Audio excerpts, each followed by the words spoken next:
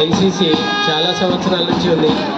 దేశభక్తి, క్రమశిక్షణ, ధైర్యము, శౌర్యము మొదలైనటువంటి మంచి లక్షణాలను విద్యార్థుల్లో ఉంచడం కోసం ప్రయత్నం చేస్తున్నటువంటి ఎన్సిసి మనకు చాలా గర్వకారణం.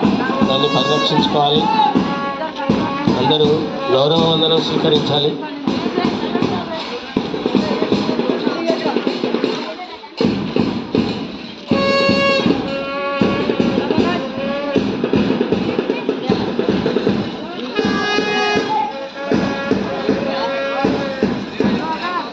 बोलो भारत माता की मातरम मातरम मातरम मातरम बोलो